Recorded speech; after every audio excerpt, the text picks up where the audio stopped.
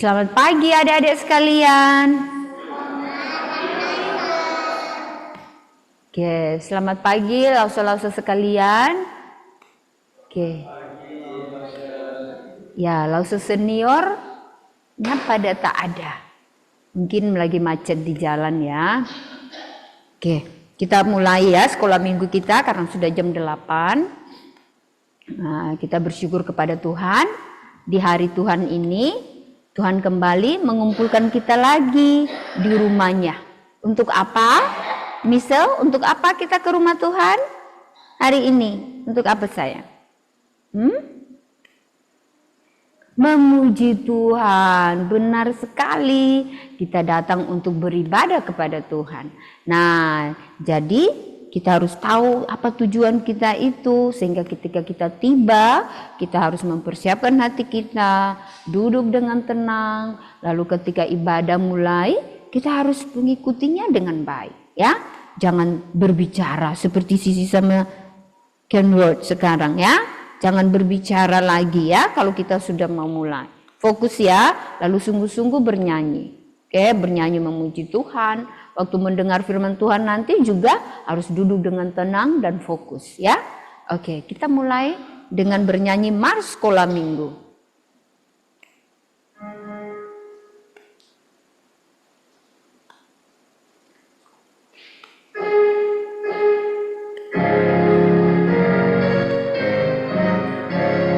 Sekolah Minggu, sekolah Minggu, rumah kanak-kanak semua. Bakti Allah, cinta bangsa, hidup mari sukaria. Belajarlah kitab suci, cinta Tuhan gereja maju. Jalankanlah perintahnya, muliakan sepanjang hidup. Sekolah Minggu, sekolah Minggu, markas kanak-kanak semua. Cari jiwa, maju terus, berserah jadi tentara Kristus. Belajarlah kitab suci, cinta Tuhan gereja maju. Jalankanlah perintahnya, muliakan sepanjang hidup. Satu lipat tangan. Satu lipat tangan. Dua tutup mata. Tiga tunduk kepala. Empat kita berdoa. Semua ikuti lause. Allah Bapa yang baik, yang bertahta dalam kerajaan surga, kami sangat bersyukur kepadamu Tuhan, karena Tuhan telah menyertai kami selama seminggu, sehingga saat ini kami kembali lagi ke rumah Tuhan dalam keadaan baik untuk beribadah kepada Tuhan. Kami mohon Tuhan sertai kami, berkati ibadah ini supaya berjalan dengan baik, hanya untuk memuliakan nama-Mu. Bantu kami untuk bernyanyi dengan baik, mendengar firman-Mu dengan baik. Ini doa dan harapan kami. Ampuni segala dosa kami. Hanya di dalam nama Tuhan Yesus kami berdoa dan bersyukur. Amin. Oke, kita lanjutkan pujian kita lagi. Allah kuasa.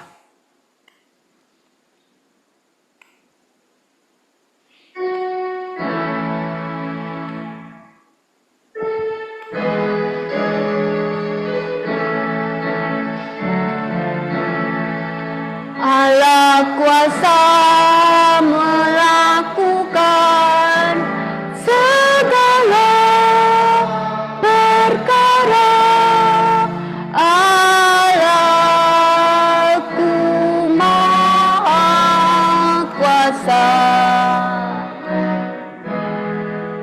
Dia ciptakan seisi dunia, atur segala masa. Allahku Maha Kuasa.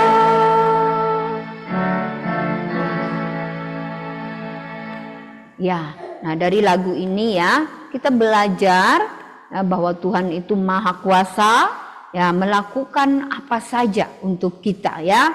Nah, dia mengatur segala sesuatu. Dia menciptakan dunia ini, lalu Tuhan mengatur semuanya untuk kita. Apapun yang terjadi di dunia ini itu masih ada dalam kendali Tuhan. Tuhan yang atur semuanya. Nah, kita bersyukur kepada Tuhan karena kita punya Tuhan yang Maha Kuasa, yang mampu melakukan apa saja, termasuk menolong kita, memelihara kita, mengatur hidup kita di dunia ini. Kita bersyukur kepada Tuhan.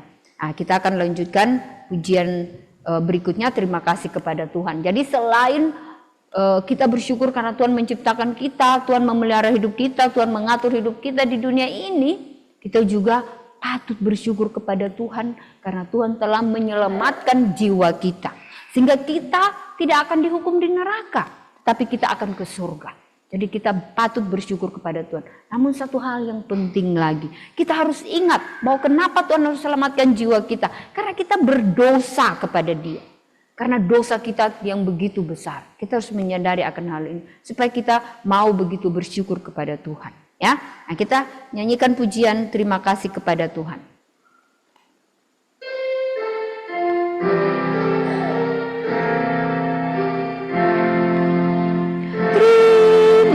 Kasih pada Tuhan, jiwaku telah Kau selamatkan, hatiku menjadi suci karena dosaku diampuni.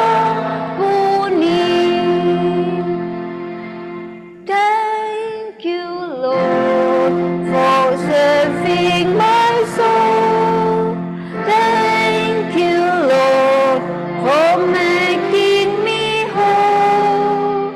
Thank you Lord for giving to me the great salvation, so rich and free.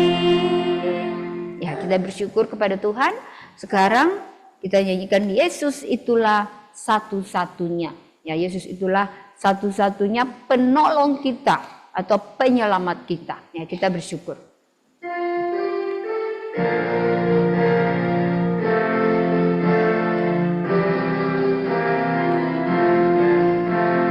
Yesus itulah satu-satunya penolongku yang sungguh.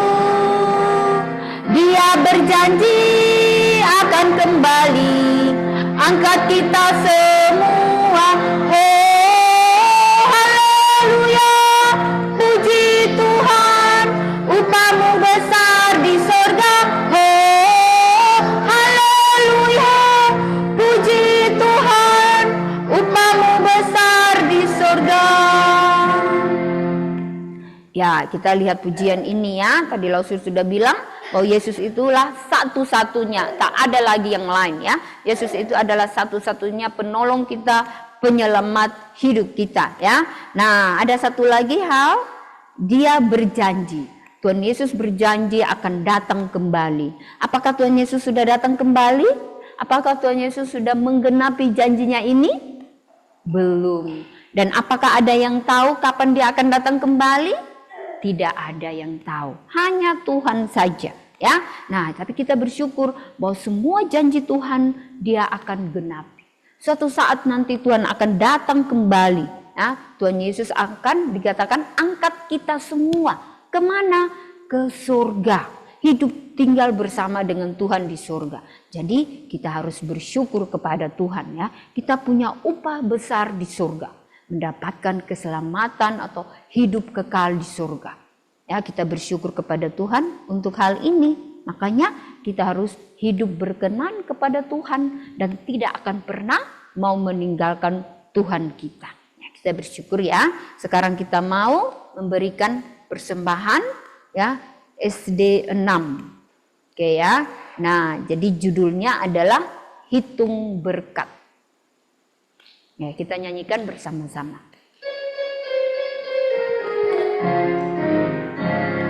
Dalam pergumulanmu di dunia, jangan khawatir, Tuhan akan beserta.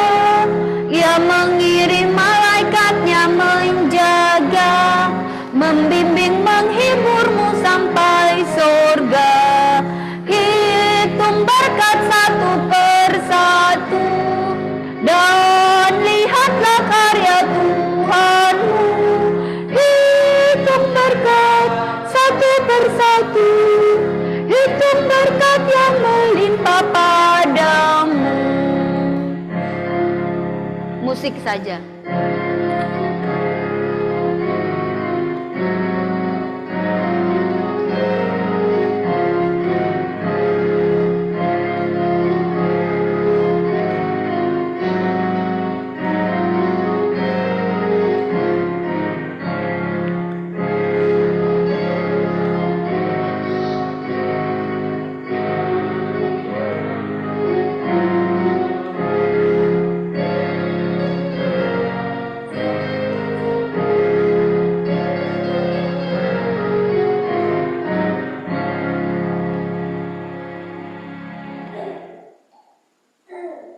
Ya, kita bersyukur kepada Tuhan ya. Nah, apakah dalam hidup kita, apa kita pernah menghitung berkat Tuhan yang begitu banyak yang kita terima dalam hidup kita? Lalu kita melihat begitu banyak yang kita dapat, lalu kita bersyukur kepada Tuhan. Ya, lagu ini sebenarnya sangat indah ya. Nah, biarlah ini pelajaran bagi kita supaya kita suka menghitung berkat Tuhan dan selalu bersyukur kepada Dia. Lause kelas 6. Yang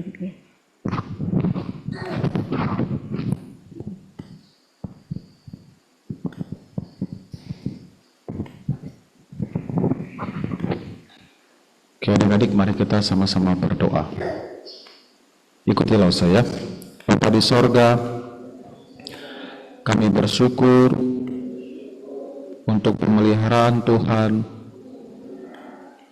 di dalam kehidupan kami. Kami bersyukur untuk makanan sehari-hari, untuk pakaian, untuk tempat tinggal, dan untuk segala kebutuhan yang kami perlukan. Telah Tuhan cukupkan dengan begitu baik. Bapa di sorga, kami telah mengumpulkan persembahan kami. Kiranya Engkau memberkati persembahan ini agar bisa dipakai untuk pelayanan di rumah Tuhan. Berkatilah pekerjaan orang tua kami. Berikan mereka kesehatan dan kemurahan rezeki setiap hari. Ampunilah kami dari segala dosa dan kesalahan kami. Kami berdoa di dalam nama Tuhan Yesus Kristus. Amin.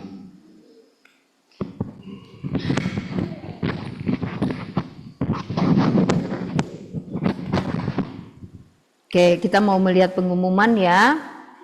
Nah, saat teduh anak sekolah minggu dilakukan setiap malam ya. Tak berhenti-berhenti ya. Walaupun yang ikut sedikit-sedikit, tapi bersyukur sekarang udah ada renungan malam ya, kelas besar sudah ada banyak yang ikut ya. Nah untuk yang kelas kecil langsung undang ya untuk ikut ya. Nah, ya, supaya kita belajar firman Tuhan setiap hari, kita mau makan. Itu makan rohani kita. Jadi kita mau makan tiap hari ya firman Tuhan.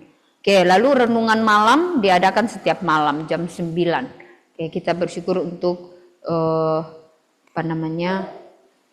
acara ini ya yang menolong kita untuk bertumbuh di dalam Tuhan. Lalu semua anak-anak sekolah minggu diharapkan datang beribadah tepat waktu. Tadi waktu mau mulai masih ada yang belum datang.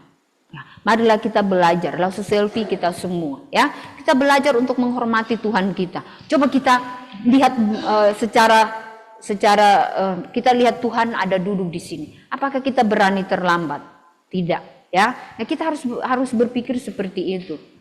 Ke sekolah aja kita takut terlambat. Kita takut sama manusia, sama Tuhan kita tak takut. Ya, kita selalu datang terlambat. Nah, kita harus hentikan kebiasaan ini ya.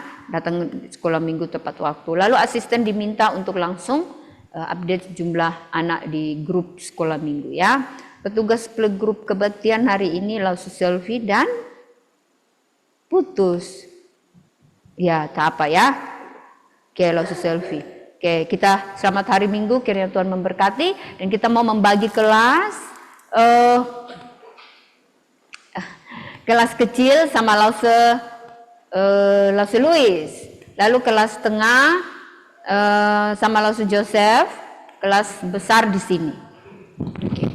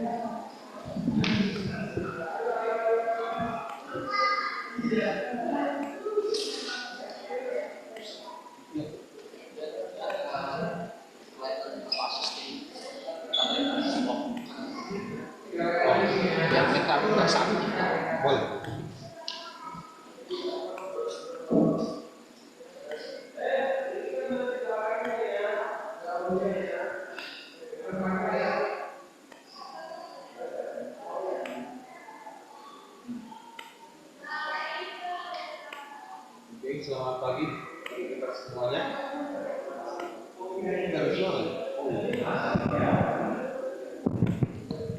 Oke, selamat pagi bagi kita semuanya.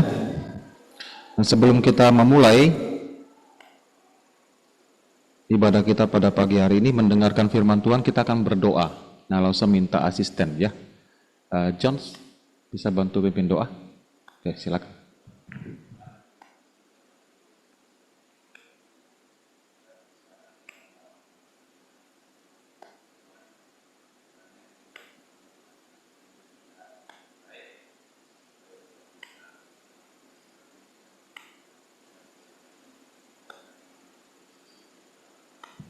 Amin.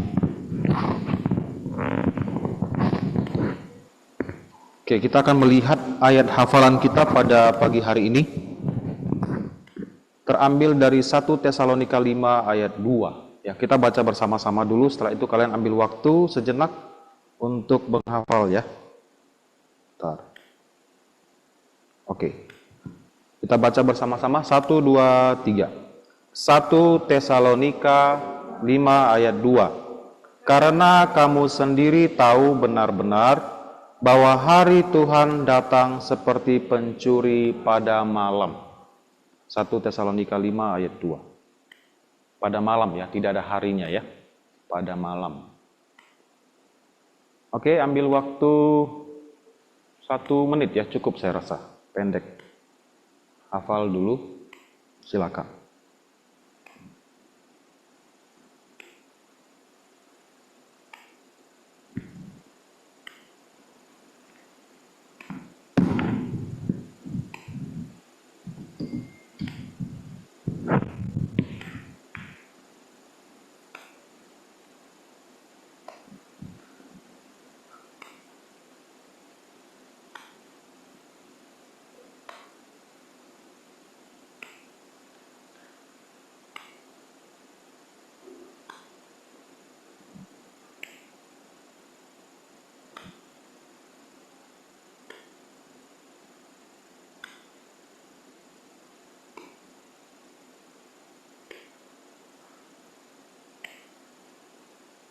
30 detik lagi.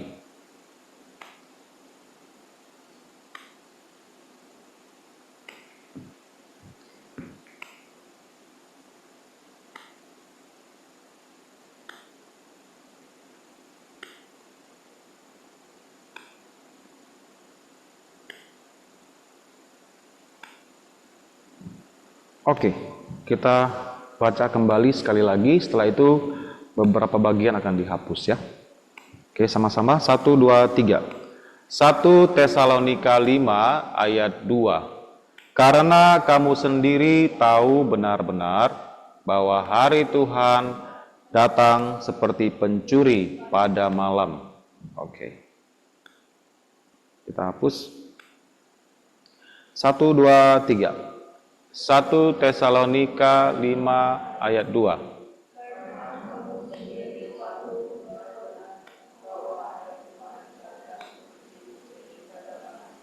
Oke, next. 1, 2, 3.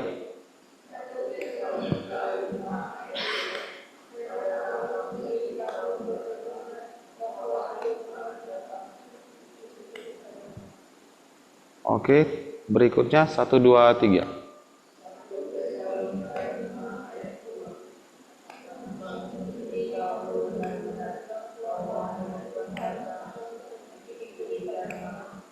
Oke, terakhir 1, 2, 3.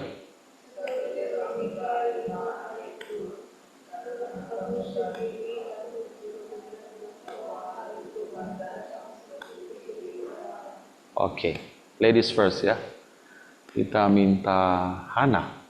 Nanti setelah itu kalau Hana sudah selesai, tunjuk satu orang yang kamu mau hafal ya, dia hafal berikut. Oke, silakan.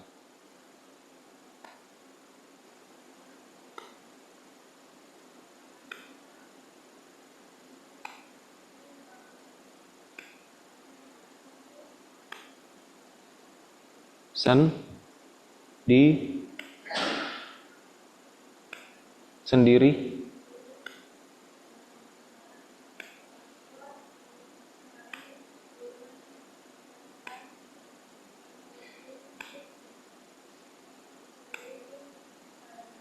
Oke.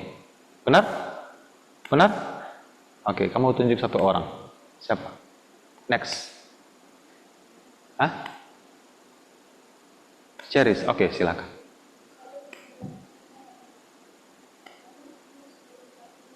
Benar-benar hari Tuhan datang. Oke. Siapa yang kamu mau? Derens. Silakan.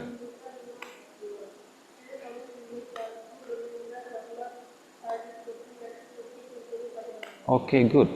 Next siapa? Hah? Kerry, silakan.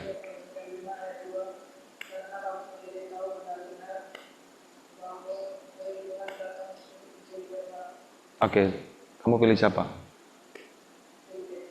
Brayden, nggak ada di sini. Dia jadi Lause sekarang. Steve.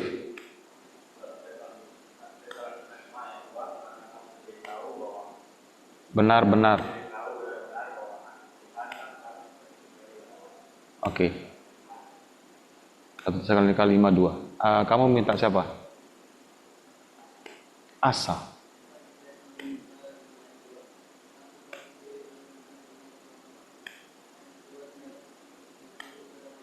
Oke. Ada lagi yang belum tadi siapa? Oh, yang masih belum baca kayaknya 2 orang lagi. Oke, silakan pilih siapa? Go fast, silakan. 1 Tesalonika. Oke. Aha.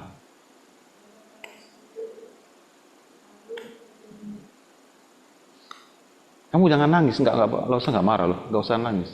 Nunduk dia. Oh, enggak nangis ya. Oke, silakan. 1 Tesalonika 5 ayat 2. Karena tahu bahwa benar-benar bahwa apa? Hari Tuhan Hari Tuhan, hari Minggu. Hari Tuhan datang malam seperti pencuri pada malam. Terakhir tidak ada pilihan ya. Ada ya 2 orang lagi ya. Siapa? Mau pilih Joanna atau Arzelia? Oh, ada Asiannya juga belum. Oke, silakan. Pilih siapa? Pilih 1, 2, 3. 1, 2, 3. 1, oke. Asiannya.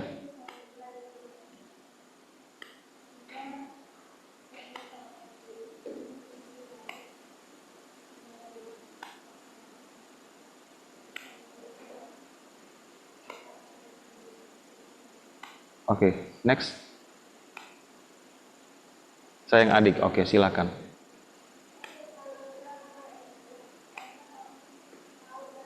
Kamu tahu kamu sendiri?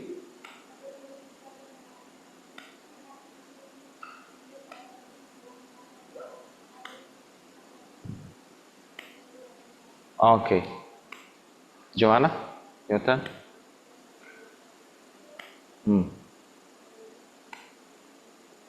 Sendiri. Benar-benar.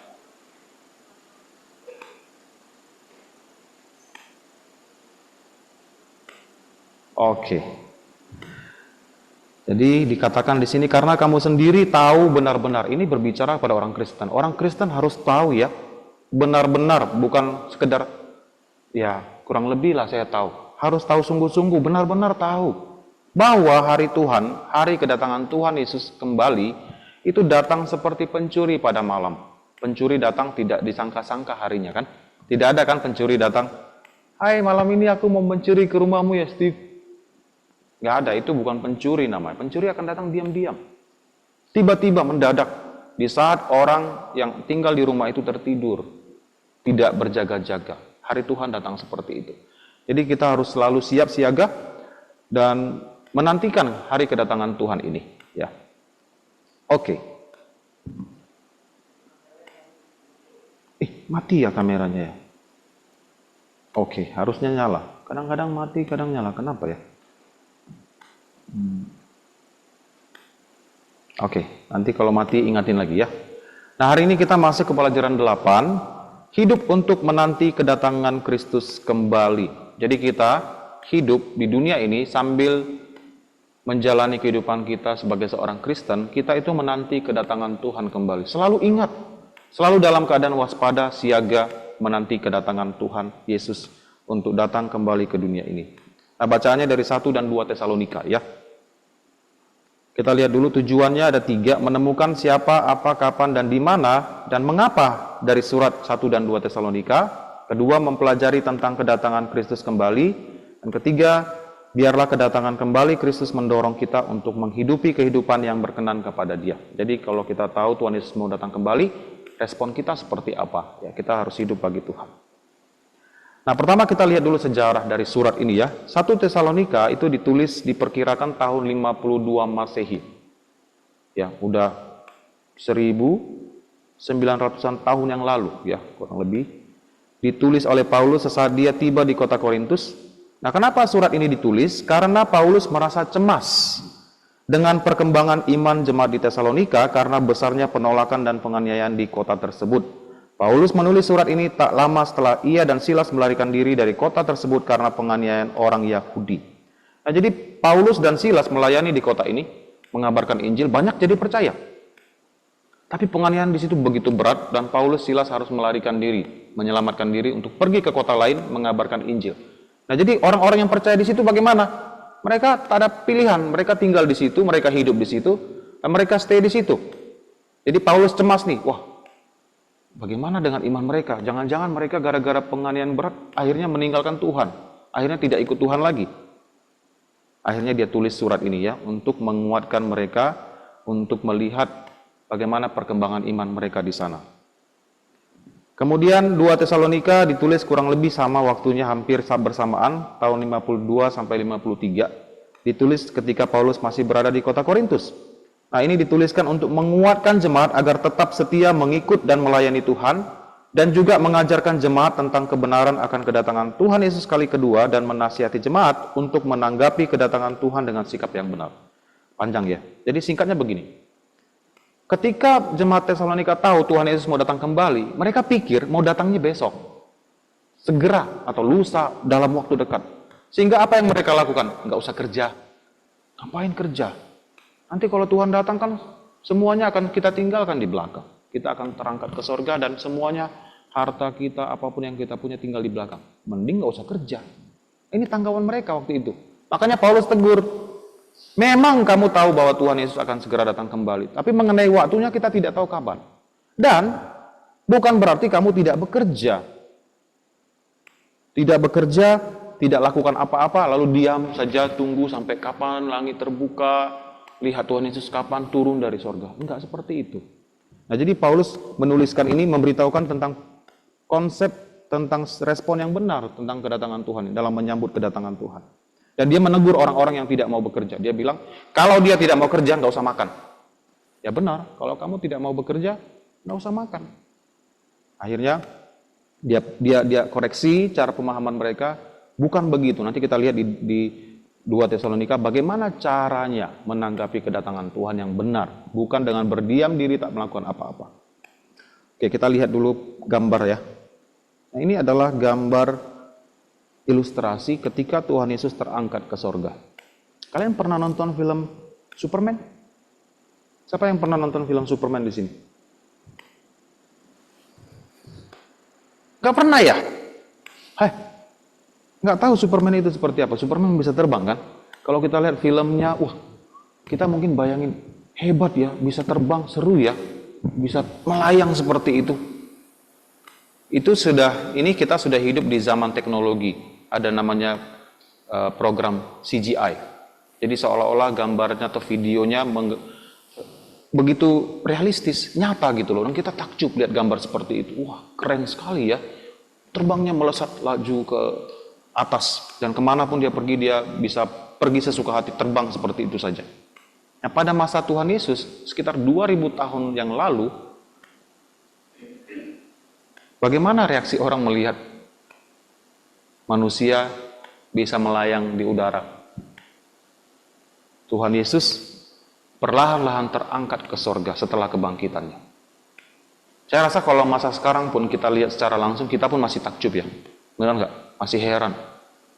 Sedangkan yang di TV yang kita tahu fake, palsu, adalah hanya film khayalan, kita sudah suka melihatnya, takjub. Apalagi kalau lihat langsung. Makanya di dalam Alkitab ketika Tuhan Yesus naik, dia disaksikan oleh para rasul dan para murid kurang lebih 500 orang. Mereka tuh lihatnya ya, sampai dia tinggi ke atas, sampai awan-awan menutup Yesus dari pandangan mereka. Berarti mereka tak lepas loh pandangannya ke atas. Dan kita nggak tahu kecepatan Tuhan naik ke atas itu seperti apa, tapi yang jelas tinggi sekali dan mereka pasti akan melihat dalam waktu yang lama. Waktu dia terangkat ke sorga. Dan ketika mereka lihat lama-lama sampai tidak terlihat lagi, lalu kemudian apa yang dikatakan Alkitab? Muncullah 2 orang berpakaian putih terang.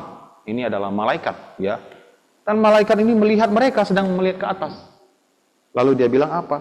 Hai orang-orang Galilea, mengapa kamu berdiri melihat ke langit? Apa yang kalian lihat? Ya kan? Bukan malaikat tidak tahu apa yang mereka lihat. Dia sedang mengatakan kepada mereka, mengapa kalian berdiri melihat ke langit? Yesus ini yang kalian lihat terangkat ke sorga meninggalkan kamu akan datang kembali dengan cara yang sama. Seperti kamu melihat dia naik ke sorga. Jadi ini satu clue, informasi bagi kita bahwa Yesus akan turun kembali dari sorga ke dunia ini sama seperti ketika dia naik. Artinya semua orang akan melihat. Banyak orang akan melihat. Dan sekarang dengan kecanggihan teknologi, kita percaya ketika dia datang kembali, semua media akan meliput. Semua orang akan menyaksikan di seluruh penjuru dunia. Ketika dia naik ke sorga ini, pada waktu pertama kali dia setelah bangkit dan naik ke sorga, hanya 500 orang murid dan para rasul yang melihat dia naik perlahan-lahan ke sorga. Tapi ketika dia turun, semua orang akan melihat, menyaksikan kedatangan Tuhan ini. Oke ya, jadi ini gambarannya.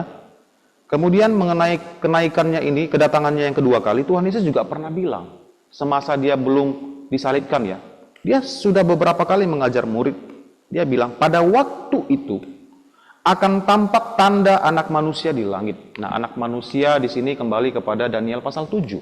Waktu Daniel dalam satu penglihatan malam melihat ada sosok anak manusia, seolah-olah seperti anak manusia, padahal bukan anak manusia ya, ini bukan anak manusia biasa, tapi dia adalah Mesias.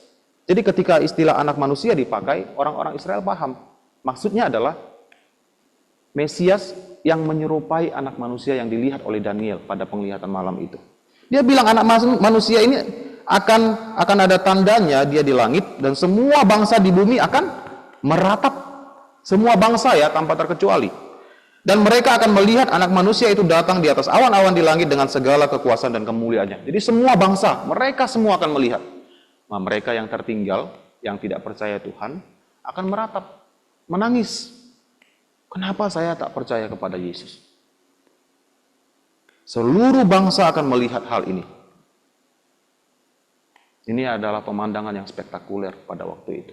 Seluruh media akan meliput, seluruh manusia akan melihat ketika Yesus datang kembali.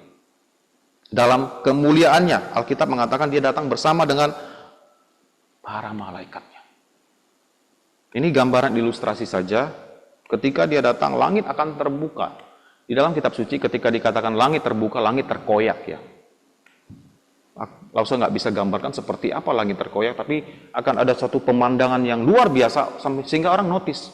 Kalau hanya langit hanya seperti terlihat biasa, orang tidak notice. Langit akan terbuka dan Tuhan Yesus akan datang dalam kemuliaannya bersama malaikat-malaikatnya. Seluruh malaikat penghuni sorga akan datang menemani Yesus datang ke dunia ini untuk kali yang kedua. Kemarin kita belajar di remaja ya, satu malaikat bisa membunuh berapa banyak orang? Masih ada yang ingat? 185.000 orang. Begitu besarnya kuasa seorang malaikat saja ya. Dikatakan di sini dia akan ditemani oleh para malaikatnya, semua malaikat yang ada di surga. Kita tidak tahu jumlahnya berapa. Tapi ini adalah satu pemandangan yang sangat-sangat mulia ya, dengan segala kemuliaan dia akan turun kembali ke surga, ke dunia ini. Nah, kedatangan Tuhan Yesus dilihat dari dua sisi ya. Kami selalu belajar itu dan selalu diingatkan kedatangannya dari yang kedua kali dilihat dari dua sisi. Pertama, kedatangannya untuk gereja, untuk gerejanya, untuk kita, untuk menjemput kita dari dunia ini dan dibawa ke surga. Nanti kita lihat aspek yang satu ini. Tadi lagunya kan kalian nyanyikan kan? Yesus itulah satu-satunya. Dia berjanji akan datang kembali. Untuk apa? Angkat kita semua. Itu lagunya dari sini. Dari kitab 1 Tesalonika ya. Tentang bahwa Tuhan Yesus akan datang menjemput gerejanya. Makanya gerejanya digambarkan seperti pengantin perempuan. Gereja secara kolektif ya. Bukan kita ini satu-satu orang ini adalah pengantin Tuhan Yesus. Bukan. Gereja itu seperti pengantin, artinya dijemput oleh Yesus yang adalah mempelai prianya. Gereja adalah orang-orang yang sudah percaya, yang sudah ditebus dengan darah Tuhan Yesus akan dijemput, dibawa ke surga. Nah, ini sisi yang pertama. Sisi yang kedua adalah Yesus datang bersama gerejanya. Tadi yang pertama datang untuk gereja, menjemput gereja. Sisi yang kedua datang dengan gereja. Ini adalah kedatangan Tuhan Yesus ketika setelah Antikristus berkuasa selama 7 tahun di bumi ini. Jadi dia datang bersama gerejanya, bersama kita yang sudah diangkat, sudah dimuliakan, turun bersama Yesus, dan Tuhan Yesus akan melawan semua musuh-musuhnya, nabi palsu, antikristus, dan seluruh pengikut-pengikutnya. Semuanya akan dibasmi. Dan dia menetapkan kerajaannya di bumi ini selama 1000 tahun. Nah, itu dua sisi kedatangan Tuhan. Nah, pagi hari ini kita membahas sisi yang pertama, tentang Yesus datang untuk gerejanya, untuk menjemput gerejanya. Apa tujuan Tuhan Yesus datang kembali ke dunia? Kita selalu bilang Yesus datang kembali. Apa tujuannya? Tujuan Yesus datang kembali ke dunia apa? 1 Tesalonika 4 ayat 15-17 dikatakan ya. Ini kami katakan kepadamu dengan firman Tuhan, kita yang hidup masih tinggal sampai kedatangan Tuhan. Dia berbicara tentang kedatangan Tuhan Yesus nanti. Kali kedua, dia akan datang. Sekali-kali tidak akan mendahului mereka yang telah meninggal. Jadi ketika Tuhan Yesus datang, orang-orang yang mati akan terlebih dahulu bertemu dengan Tuhan. Jadi makanya dikatakan kita yang masih hidup tidak akan mendahului, tidak akan duluan daripada mereka yang meninggal. Sebab pada waktu tanda diberi, ketika malaikat meniup ya, penghulu malaikat berseru dan sangkakala Allah berbunyi, maka Tuhan sendiri akan turun dari sorga dan mereka yang mati dalam Kristus akan lebih dahulu bangkit.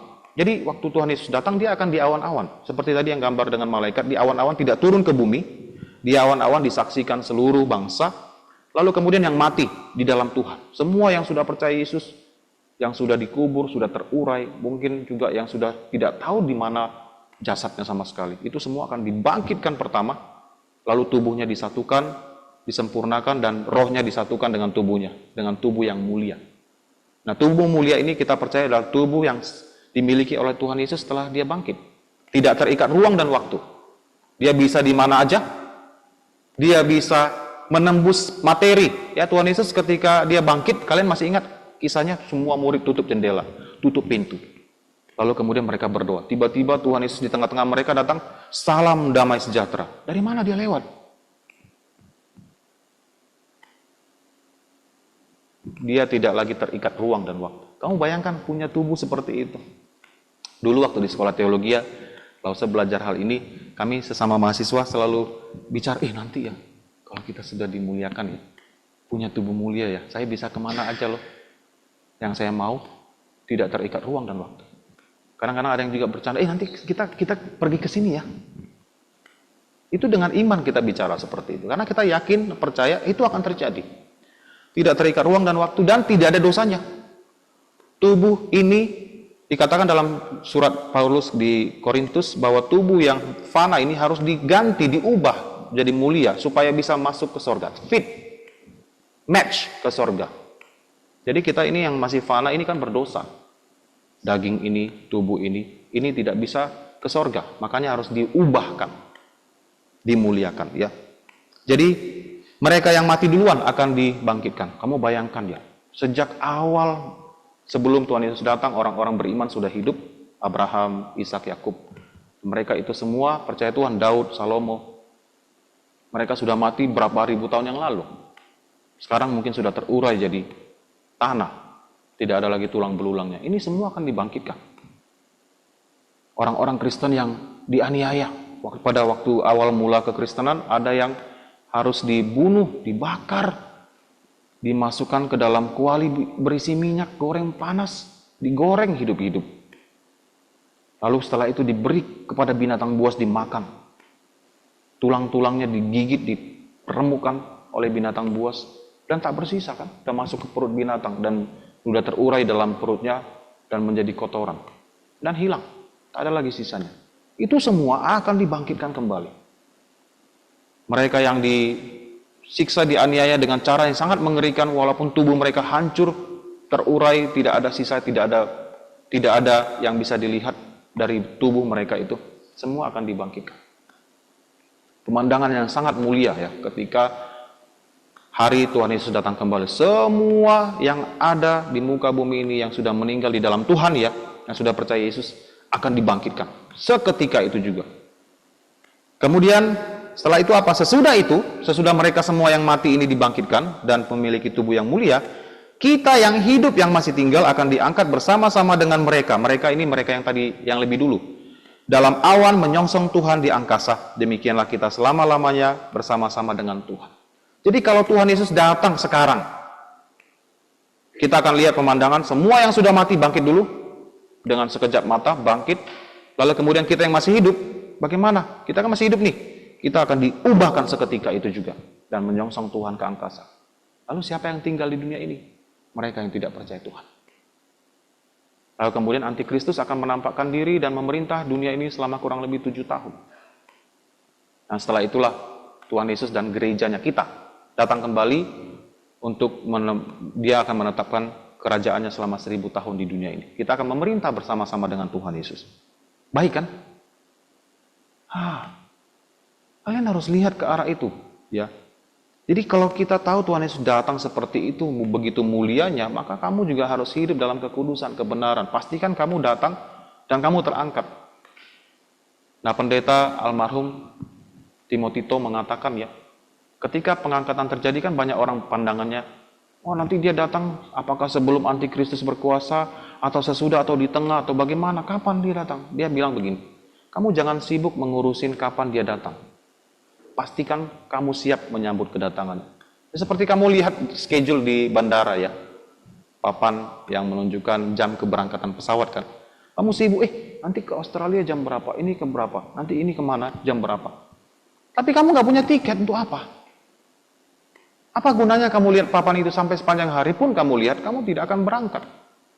Jadi pastikan kamu punya tiketnya dulu, baru kamu lihat itu, benar nggak? Jadi pastikan kamu beriman, tiketnya adalah iman kepada Tuhan Yesus. Baru kamu bisa diangkat, ikut bersama-sama dengan semua yang percaya menyongsong Tuhan di angkasa. Bukan sibuk mengurusin kapan dia datang, ya. Kira-kira diprediksi dari Alkitab tanggal berapa tahun, itu bukan urusan kita. Dan kita pun tidak akan tahu kapan hari itu tiba. Ingat, hari Tuhan datang seperti pencuri, tidak ada yang tahu. Tapi pastikan kamu siap ketika dia datang kembali. Nah, dikatakan proses perubahannya dalam sekejap mata. Tahu sekejap mata dalam bahasa Inggrisnya twinkling of an eye.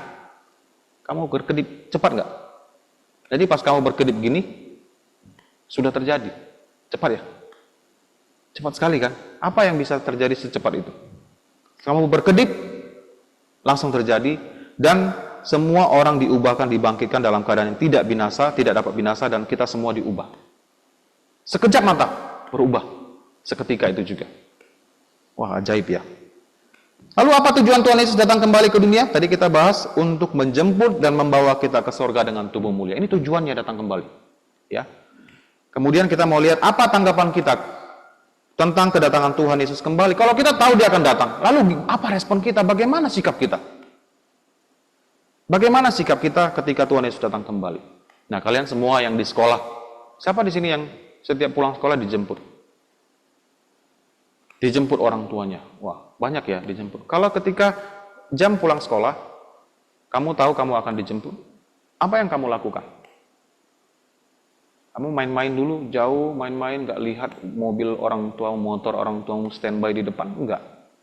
Kamu akan tahu jam berapa kira-kira orang tua saya datang. Saya akan pastikan saya di situ ketika dia datang, supaya tidak menunggu lama. Kamu tidak akan main-main di kelas ataupun tidur-tiduran di kelas, kan? Enggak. Kamu akan standby di mana titik janji kamu dengan orang tua kamu. Nanti tunggu di situ ya. Pasti kamu di situ. Siap sedia menantikan kedatangan orang tua kamu. Tidak lakukan hal lain. Kamu tidak akan pergi ke rumah teman kamu, main-main dulu ke sana sebentar. Nanti orang tua kamu nunggu kamu bagaimana? Kamu tahu tidak baik, tidak tepat seperti itu. Harus siap di situ. Kedatangan Tuhan juga seperti itu. Kalau kamu tahu dia akan datang, kamu harus siap menantikan kedatangannya. Dan jemaat di Tesalonika adalah jemaat yang sangat menantikan kedatangan Tuhan. Dikatakan untuk menantikan kedatangan anaknya dari sorga. Mereka adalah orang-orang Kristen yang menanti-nantikan kedatangan Tuhan. Yang telah dibangkitkannya dari antara orang mati, yaitu Yesus yang menyelamatkan kita dari murka yang akan datang. Menantikan, menunggu. Pernah tidak kalian terpikir menunggu kedatangan Tuhan? Kalau saya pernah baca buku ya, ada seorang pendeta tua. Pendeta sudah tua, sudah tidak melayani lagi karena kemampuan fisiknya sudah lemah. Setiap pagi, setiap hari, dia akan lihat ke jendela dan bilang, hari ini kah Tuhan? Hari ini kah Tuhan? Artinya hari ini kah engkau akan datang? Begitu siapnya dia untuk menyambut kedatangan. Dia ingat bahwa hidup di dunia ini sementara. Rumah kita bukan di sini. Paulus katakan tubuh kita seperti kemah, dibongkar dan kita harus siap pindah. Seperti kemah tubuh kita ini. Kapan waktu Tuhan panggil kita, kita kembali kepadanya. Jadi nantikan, tunggu ya, menantikan kedatangan Tuhan. Caranya adalah, sebab itu baiklah jangan kita tidur seperti orang-orang lain, tetapi berjaga-jaga dan sadar. Tidur di sini adalah bahasa metafora, artinya kamu tidak siap siaga melakukan hal yang tidak berkenan kepada Tuhan atau berdosa. Kamu tidur secara rohani, tidak siap menantikan kedatangan Tuhan. Kamu tidak mau ibadah, tidak mau berdoa, tidak mau baca kitab suci, hidup sesuka hatimu, nikmati hidupmu sekali seumur hidup kita hidup. Setelah itu kita mati. Jadi nikmati hidupmu. YOLO. You only live once. Ya kan? Filosofi dunia ini. You only live once. Sekali aja. Jadi kenapa kamu harus hidup kamu begitu berat, nikmatilah semuanya. Kita tidak seperti itu. Ya, kita tidak tidur ketika Tuhan Yesus datang, tapi berjaga-jaga dan sadar. Kita menantikan kedatangannya dan sadar, tidak mengantuk. Tidak ada waktu di mana kita hidup berdosa. Tuhan kan belum datang nih, saya berdosa sedikit. Nggak bisa begitu. Boleh dong saya malas ibadah, kan dalam 1 bulan 4 minggu, ada 4 hari minggu, saya nggak ibadah sekali pun boleh dong. Bolehlah saya tidak ikut persekutuan remaja sesekali. Bosan juga kan ikut persekutuan remaja, ngapain? Mending saya di rumah lakukan apa yang saya mau. Mending saya hangout sama teman-teman saya, lebih menyenangkan. Sesekali lah remaja ya, sekali sebulan boleh lah. Setelah itu semua waktu saya, untuk saya. Berdoa juga, malas berdoa, bosan. Berdoa ketika ada perlunya saja. Baca kitab suci apalagi. Lihat kitab suci aja udah malas, tebal ya. Lihat dari jauh, aduh. Tebal sekali kitab suci. Kalau bisa diringkas lah. Ya, diringkas, dibuat summary-nya udah lebih gampang bacanya. Enggak, orang Kristen tidak seperti itu. Semua hal tentang Tuhan kamu suka. Kalau kamu sungguh-sungguh percaya Tuhan, kamu suka tentang hal Tuhan. Tidak ada tentang hal-hal rohani yang tidak menyukakan hati kamu. Kamu suka berdoa, berdoa tidak harus disuruh. Kamu suka merenungkan firman Tuhan, bukan karena disuruh, karena saya suka. Tuhan sudah selamatkan saya, masa saya mau hidup sesuka hati saya? Ibadah juga tak perlu disuruh-suruh, pagi-pagi harus bangun, ditelepon, dipasang alarm, harus dipaksain bangun, dipaksain mandi, enggak. Saya dengan sukacita datang bangun untuk ke rumah Tuhan. Itu cara kita hidup berjaga-jaga dan sadar ya. Dan kita adalah orang-orang siang, bukan orang-orang malam. Orang-orang malam identik dengan orang-orang yang jahat. Orang-orang yang hidupnya jauh daripada Tuhan. Orang-orang malam, orang-orang yang selalu hidup melakukan dosa. Karena di malam hari gelap kan. Kegelapan identik dengan dosa. Jadi mereka lakukan hal dosa di kegelapan. Tapi kita bukan orang-orang malam, kita orang-orang siang. Orang-orang siang, orang jarang sekali. Ya, pada umumnya jarang berbuat dosa di siang hari. Karena terekspos kan. Biasanya di malam hari. Kita tidak lakukan hal itu. Kita orang-orang siang, kita sadar berbaju zirahkan iman dan kasih dan berketopongkan pengharapan keselamatan. Nah, kalian lihat ini gambarnya ya. Nah, ini adalah the armor of God. Prajurit pada masa itu ketika ingin berperang harus pakai pakaian perang.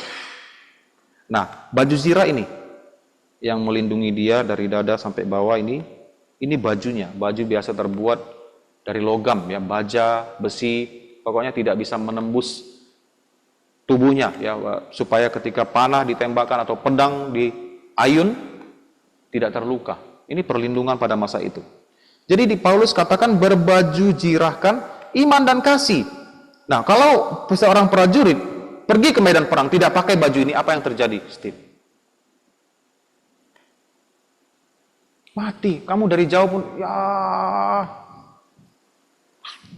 mati langsung. Nggak ada perlindungan kan? Nggak ada perlindungan, mati. Kalau kamu ingin selamat dalam peperangan, kamu pakai baju zirah. Kalau kamu ingin selamat secara rohani, kamu harus pakai iman. Makanya dia identikan baju zirah dengan iman. Karena imanlah yang menyelamatkan kamu dari kebinasaan. Baju zirah menyelamatkan seorang prajurit dari kematian secara fisik. Dari panah, dari pedang. Kita secara rohani diselamatkan dari hukuman dosa kebinasaan dengan iman. Baju zirah iman. Dan kasih kepada Tuhan. Tuhan mengasihi kita, kita mengasihi Tuhan, kita mengasihi sesama. Kasih adalah bagian dari iman. Seseorang yang beriman pasti mengasihi. Ya, harus mengasihi. Tidak boleh tidak. Kemudian berketopongkan pengharapan keselamatan. Mana ketopong? Ini ketopong ya? Yang mana ketopong di sini? Ada yang tahu yang mana ketopong? Ini ketopong. Yang di kepala. Helmet. Ini ketopong pengharapan keselamatan. Melindungi kepala. Kepala juga bagian vital ya dari tubuh kita. Ini juga sangat penting, harus kamu jaga. Makanya berkendara harus pakai helm ya. Jangan sampai kamu pakai helm dan celaka, jatuh, geger otak, bisa meninggal kalau kepalanya luka parah. Nah, Paulus katakan berketopongkan pengharapan dan keselamatan. Ini berbicara tentang pikiran. Pikiran kamu selalu harus fokus bahwa kamu punya pengharapan di dalam Tuhan. Tidak boleh diombang-ambingkan dengan ajaran sesat. Tidak boleh pikiran kamu diracuni oleh dunia ini. Berpikir bahwa dunia inilah rumah saya. Hidup hanya sekali, nikmati hidup kamu. Nanti setelah itu kita mati. Selagi masih muda, nikmati hidup kamu. Itu pikiran yang salah. Paulus bilang, ketopong pengharapan keselamatan. Selalu ingat ada pengharapan di dalam Tuhan Yesus. Selalu ingat Tuhan Yesus akan datang kembali. Kita yang sudah diselamatkan tidak boleh lagi hidup seperti dunia ini. Harus beda. Kalau kamu masih sama dengan orang dunia hidupnya, cara berpikir kamu sama, cara berbuat bicara kamu sama, tingkah laku kamu sama, maka kamu dipertanyakan keselamatan kamu. Kamu sungguh-sungguh percaya Tuhan? Tidak. Apa bedanya kamu dengan mereka? Jadi ingat, pikiran kamu itu apa yang kamu isi di pikiran kamu. Orang dunia berpikir ibadah tak penting. Itu pikiran mereka. Pikiran kamu nggak boleh sama. Ibadah itu penting, sangat penting. Lebih penting daripada makanan kamu sehari-hari. Tubuh kamu hanya bisa bertahan berapa lama. Kalaupun kamu tidak makan, kamu mati. Kamu makan pun setiap hari, kamu pasti akan mati juga. Tapi secara rohani lebih penting. Karena matinya itu bisa binasa selama-lamanya di neraka. Fisik hanya sementara di dunia ini. Jadi ibadah itu sangat penting bagi kita. Orang dunia bilang, gak usah lah, mending kita pergi ke sana, have fun. Itu dunia, tapi kamu tidak boleh berpikir seperti itu. Makanya pakai ketopong pengharapan keselamatan. Hati-hati apa yang kamu tonton, kamu lihat, kamu dengar. Hati-hati teman yang kamu punya, kamu miliki.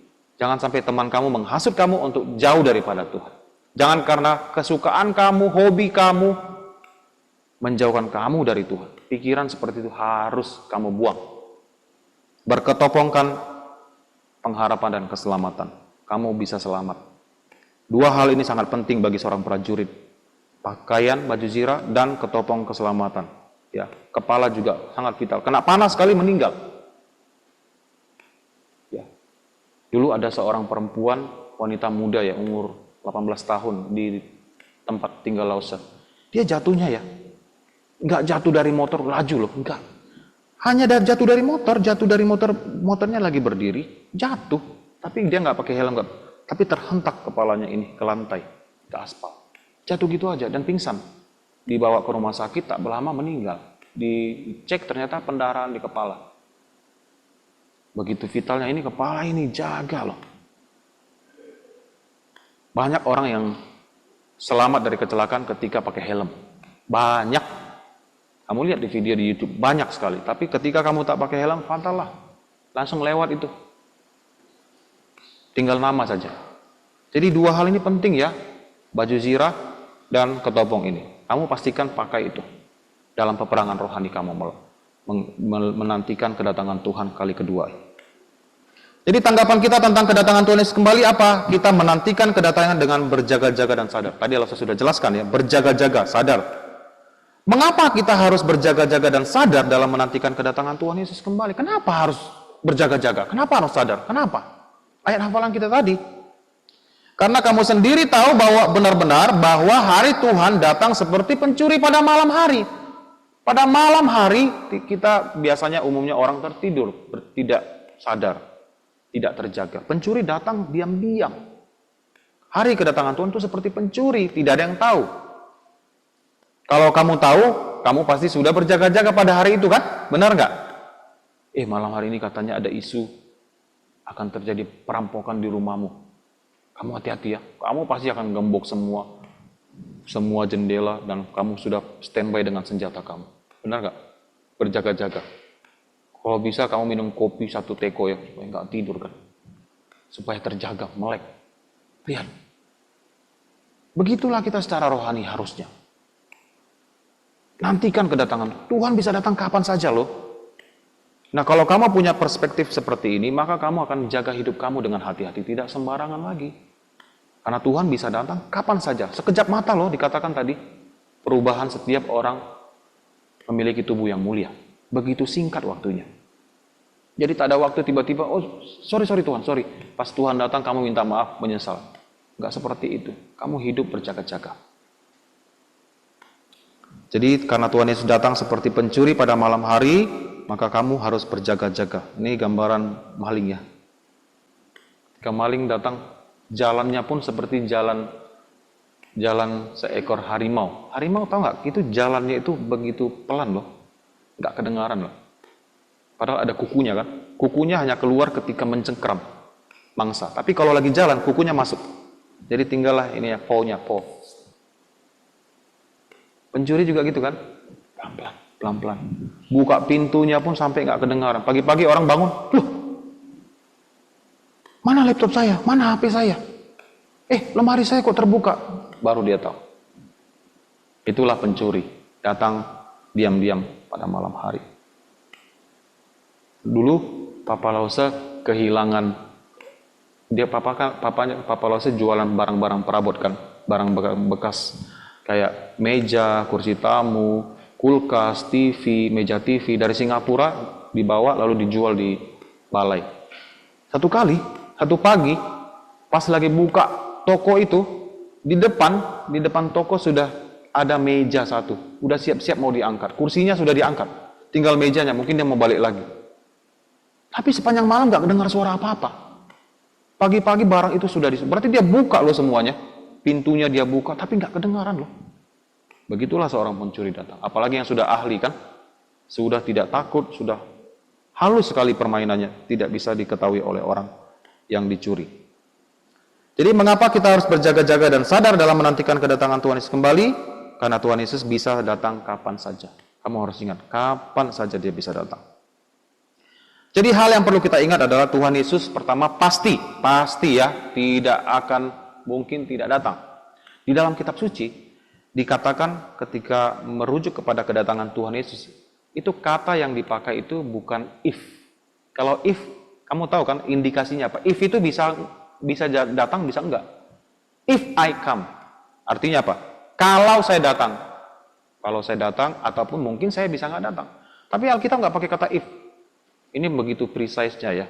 King James Version ini, dia pakai kata when. When I come, artinya bukan dia nggak akan datang. Ini bicara tentang dia pasti datang, tapi ketika waktu itu datang, kamu harus berjaga-jaga. Jadi ketika merujuk kepada kedatangan Tuhan Yesus, dia katakan when. Artinya Yesus pasti datang, hanya waktunya kamu nggak tahu. Dia pasti datang. Jadi Tuhan Yesus pasti datang kembali. Dan kita harus menanti kedatangannya dengan berjaga-jaga dan sadar, tidak tertidur. Hidup takut akan Tuhan selalu sambil menantikan kedatangannya. Nah, mungkin ada ya beberapa dari antara kita yang mungkin bertanya, Lause, kira-kira apa yang bisa saya lakukan? Bagaimana saya bisa melihat diri saya bahwa saya ini saat ini sedang menantikan kedatangan Tuhan? Bagaimana saya mengevaluasi apakah saya menantikan kedatangan Tuhan ya? Ini tanda-tanda kamu menantikan kedatangan Tuhan. Coba lihat ke dalam dirimu sendiri ya. Apakah kamu sudah menantikan kedatangan Tuhan ini? Ibadah. Ibadah selama ini bagi kamu apakah itu beban? Beban tidak bagi kamu. Dalam Mazmur 122 atau 112 antara itu dikatakan bahwa aku bersuka cita ketika orang datang mengajakku ke rumah Tuhan. Bersuka cita. Datang ke rumah Tuhan itu sukacita. Bagaimana kamu melihat ibadah? Apakah ibadah bagi kamu adalah suatu hal yang wajib kamu lakukan walaupun kamu nggak suka? Sekalipun kamu nggak suka, kamu lakukan. Bagaimana kamu memandang ibadah? Kamu suka tidak beribadah? Ketika kamu datang sekarang ini, sekolah minggu, apa kamu merasa terganggu istirahat kamu? Ketika kamu datang persekutuan remaja, kamu merasa berat ya datang? Apa kamu merasa capek sekali ya datang ibadah ke rumah Tuhan? Beribadah kepada Tuhan. Bagaimana sikap kamu? Ibadah adalah satu hal yang wajib. Sesuatu yang kita lakukan dengan sukacita. Setiap kali hari Tuhan datang senang sekali. Nah sendiri ya, secara pribadi, walaupun ini mungkin kurang tepat ya. Saya kalau setiap Senin sampai Sabtu bangunnya bisa telat. Ya, telatnya mungkin kan masuk kantor jam 8. Bangunnya bisa jam 7.45, 7.40, mandi sebentar, lalu nggak sempat sarapan pergi ke kantor. Tapi hari Minggu, saya itu tak mau terlambat. Otomatis saya kadang-kadang pikir, kenapa saya nggak bisa Senin sampai Sabtu itu seperti hari Minggu ya? Bangunnya itu bisa jam 6, 2 jam kan. Kami harus mandikan Sio, kasih mereka makan, snack mereka. Kami juga harus siap-siap. Itu sudah pas jam 6 bangunnya. Dan itu tidak terpaksa. Saya suka bangun pagi untuk hari Tuhan, jangan sampai terlambat. Kamu begitu enggak? Atau setiap minggu pagi harus orang tuamu berjuang bangunin kamu.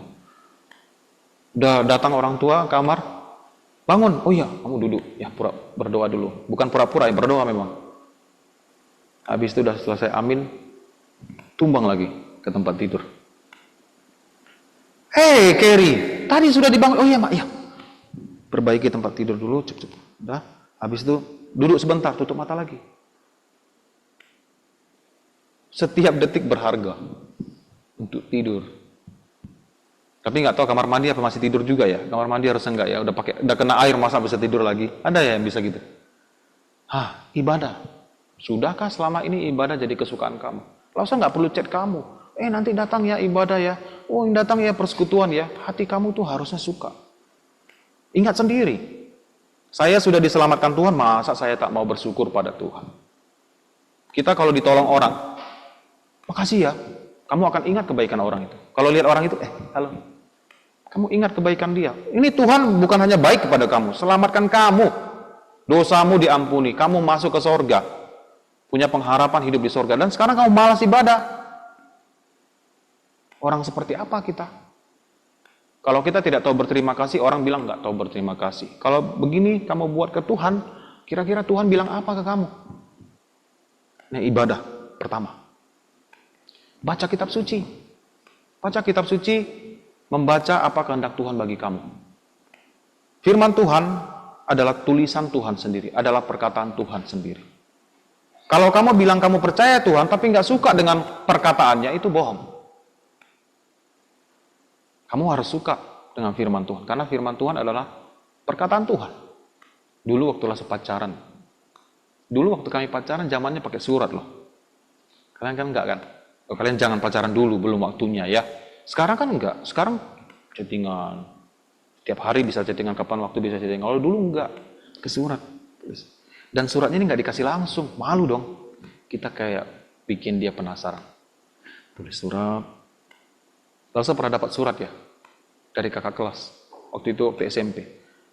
Di laci meja, waktu kita masukkan buku kita dalam. Surat. Lalu dia bikin puisi. Dia bilang, setiap hari saya lihat kamu loh. Saya merasa malu ya, setiap hari dia lihat saya ya. Lalu dia tak kasih nama, dia bilang penggemar rahasia dari seseorang. Jadi gara-gara itu surat ini saya baca di kamar. Teman saya pun kadang goda-godain saya, ada yang kirim surat katanya gitu. Wangi, surat dulu pakai suratnya wangi ya, ada bukan disemprot, memang suratnya wangi zaman dulu. Kalau kita cium tuh wangi sekali. Terus karena dapat surat sekali, setiap kali ke sekolah langsung raba meja, ada lagi suratnya enggak. Dan surat itu kita simpan, kita baca. Udah saya baca berkali-kali, tapi saya suka baca. Kenapa? Senang aja. Dari Kerry. Dari Kerry. Kerry belum lahir waktu itu. Jadi kalau kita baca, suratnya isinya itu juga. Tapi kalau kita baca nggak tahu, perasaannya senang aja. Karena kita merasa senang kan sama yang tulis surat kan. Berbunga-bunga hatinya. Terakhir kita tahu siapa orangnya, wah kita senang sekali. Jadi surat itu disimpan. Kita baca. Karena kita senang, kita suka, kita mengasihi orang itu. Tuhan juga seperti itu. Kamu mengasihi Tuhan nggak? Iya, aku mengasihi Tuhan, Ustaz. Tapi baca firman-Nya malas. Buatlah baca firman-Nya seperti kamu mendapatkan surat cinta kan. Hatinya itu senang sekali.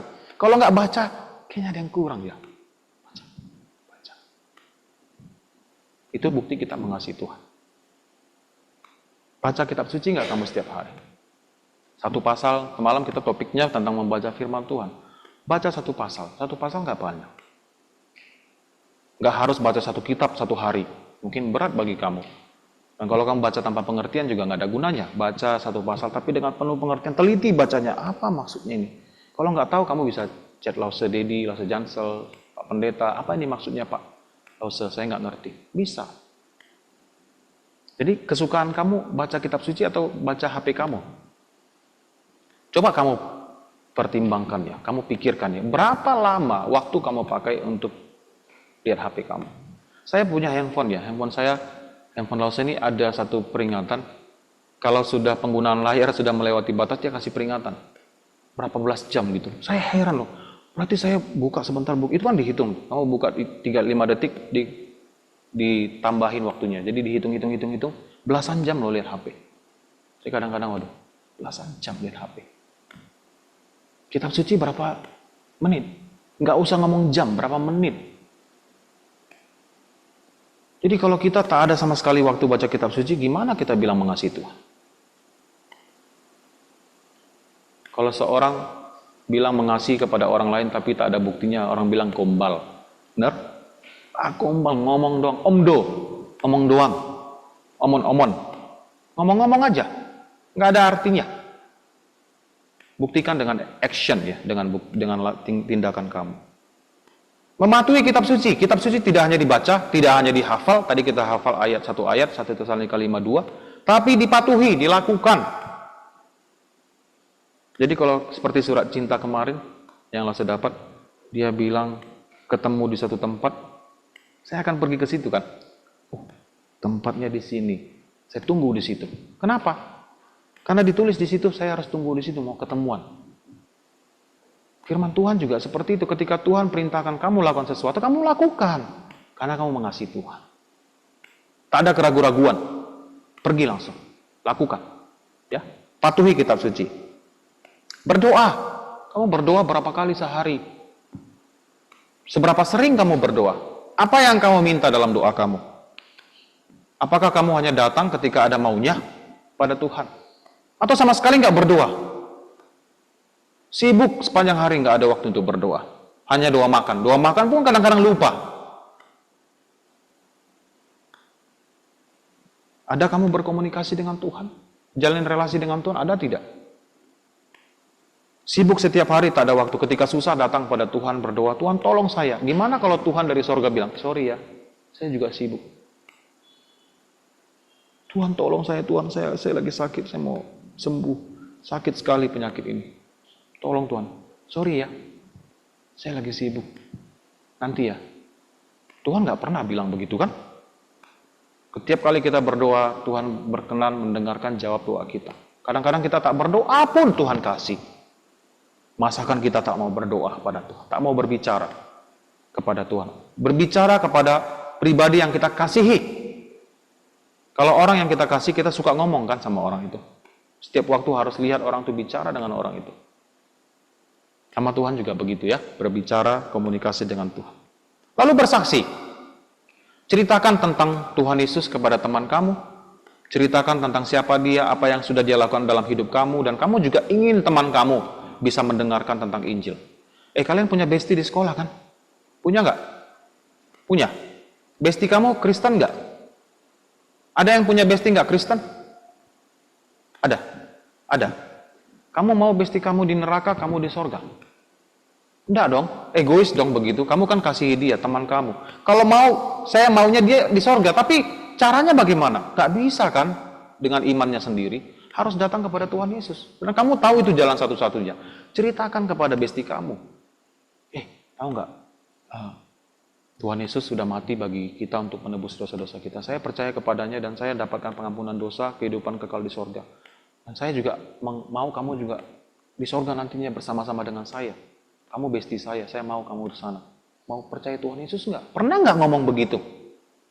Atau setiap hari jumpa ya teman foto bersama, makan bersama, tapi kamu lupa dia nggak percaya Tuhan. Pertemanan kamu sebentar saja. Kalau begitu, nanti berpisah udah nggak jumpa lagi. Injil keselamatan mengampuni semua orang yang berdosa dan kita bisa bertemu kembali di sorga dan hidup selama-lamanya dengan mereka yang kita kasih. Hanya itu caranya. Bersaksi. Dan selain itu bersaksi juga tidak hanya mengabarkan Injil. Sikap kamu di sekolah. Cara kamu bicara. Cara kamu berpikir. Cara kamu bercanda. Apa yang kamu omongin ke orang lain. Sikap kamu kepada orang lain itu juga saksi kamu. Kesaksian kamu. Bagaimana kamu bicara? Apakah kamu ngomongnya sama? Ngomong kotor? Ngomong yang jorok? ngomong tidak sopan, mengejek orang, membuli orang, menghina orang. Setiap kali orang lihat kamu, orang malas lihat kamu. Karena kamu mengesalkan sekali, nyebelin. Tidak asik, tidak seru, jahat. Bagaimana kamu di sekolah? Ketika nanti suatu waktu ketemu teman kamu, kamu anak sekolah di mana? Di Mondial. Oh, kenal nggak sama si siapa yang Mondial di sini? Ada yang Mondial. Oh, kenal sama si Joanna, sama Hana. Oh, kenal? Gimana mereka di sekolah? Ah, mereka begini. Di mana nanti cerita mereka tentang kalian? Kamu sekolah di mana? Juwita. Oh, saya ada anak sekolah minggu di Juwita, anak remaja. Ada si Ceris, kenal nggak? Oh, Ceris, kenal. Gimana anaknya? Ah, kalau begitu gimana ceritanya? Atau dia cerita, oh Ceris anaknya baik, ramah, suka menolong. Saya pun dengarnya senang. Coba kalian pikir, ketika namamu disebut oleh temanmu sekolah, kira-kira pandangan mereka tentang kamu apa? Apa yang dipikirkan? Satu kata misalnya, coba kamu tanya ke sekolah, kalau kamu sebut nama saya, coba sebutkan satu kata yang menggambarkan diri saya seperti apa. Satu kata sebutkan. Apa dia bilang, malas, itulah kata yang menggambarkan diri kamu. Bersaksi, ya. Perhatikan apapun yang kamu lakukan di luar sana, semua orang melihat. Dan ujung-ujungnya, akhirnya mereka akan menilai kamu orang Kristen seperti apa. Ya.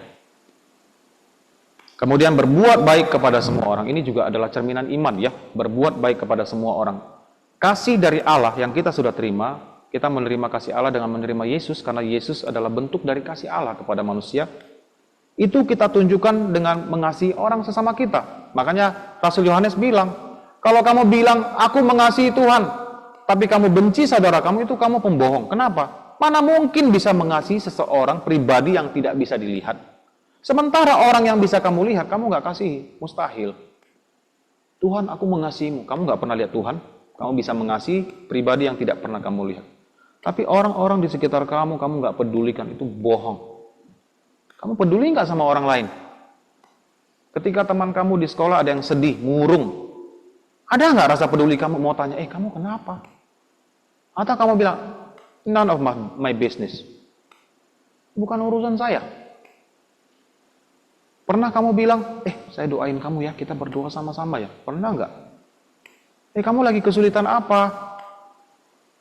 Kamu tahu teman kamu butuh sesuatu dan kamu bisa bantu, kamu diam saja, tak mau tahu. Cuek. Karena dia bukan teman saya. Alkitab katakan berbuat baik kepada semua orang, ya. Bukan hanya kepada bestie kamu. Berbuat baik kepada semua orang tanpa terkecuali. Kamu lakukan tidak? Atau kamu pilih-pilih kasih? Tapi membantu berbuat baik di sini tidak termasuk memberikan jawaban ketika ujian, ya. Oh, lo sendiri bilang berbuat baik, ya. Nomor 5 apa? Oh, nomor 5 saya kasih tahu aja, kan berbuat baik. Itu bukan berbuat baik. Itu menjerumuskan teman kamu, ya. Jadi jangan salah paham, berbuat baik dalam konteks tidak melanggar firman Tuhan. Tidak membuat orang berdosa, itu berbuat baik. Kalau kamu kasih jawaban, kamu membuat orang berdosa, dia mencuri. Dia bergantung pada pekerjaan orang lain, bukan hasil usaha sendiri. Nah, ini beberapa hal yang bisa mengevaluasi diri kita. Sudahkah saya menantikan kedatangan Tuhan? Coba tanyakan diri kamu sendiri dengan jujur. Saya tak perlu tanya, ya, kamu sendiri yang tahu. Sudahkah saya lakukan semua hal ini dengan benar? Beribadah, membaca kitab suci, mematuhi kitab suci, berdoa, bersaksi, berbuat baik kepada semua orang. Apa yang masih kurang? Kamu tingkatkan. Tapi kalau sampai ini tidak ada satupun, kamu mohon ampun pada Tuhan, minta Tuhan Yesus hadir dalam hati kamu. Siapa tahu kamu belum percaya dengan sungguh-sungguh. Ya. Semua orang Kristen sejati yang percaya sungguh-sungguh, hal ini harus ada dalam hidupnya. Wajib. Tidak boleh tidak. Itu cerminan iman kamu. Iman, ingat kata Rasul Yakobus, iman tanpa perbuatan pada hakikatnya adalah mati. Bukan iman yang hidup. Iman yang palsu. Iman sejati ditunjukkan dengan perbuatan yang benar, perbuatan yang berkenan kepada Tuhan. Oke, sampai di sini cerita kita. Ada yang mau bertanya? Jelas? Jelas bosannya, jelas ngantuknya? Oke. Oke, kita berdoa. Bapa Surgawi, kami bersyukur untuk Tuhan Yesus yang telah datang ke dalam dunia, lahir sebagai manusia, hidup dengan sempurna, dan dengan rela hati memberikan nyawanya menjadi tebusan bagi kami, sehingga kami bisa diampuni dan mendapatkan pengampunan, keselamatan, dan pengharapan akan kehidupan kekal di sorga. Karena kami juga membaca dari firman bahwa Tuhan Yesus akan datang kembali. Biarlah kami juga siap, sedia, berjaga-jaga dan sadar dalam menantikan kedatangan Tuhan. Hidup selalu mematuhi firman Tuhan. Karena kami tahu bahwa Tuhan Yesus bisa datang kapan saja. Bantu kami Bapa ketika kami hidup jauh daripadamu, bawa kami kembali untuk hidup berkenan kepadamu senantiasa. Sehingga ketika Tuhan Yesus datang kembali, kami tidak perlu merasa malu. Ampuni kami Bapa dari dosa-dosa kami. Di dalam nama Tuhan Yesus kami berdoa dan bersyukur. Amin. Oke, sampai di sini firman Tuhan pada pagi hari ini. Tuhan Yesus memberkati.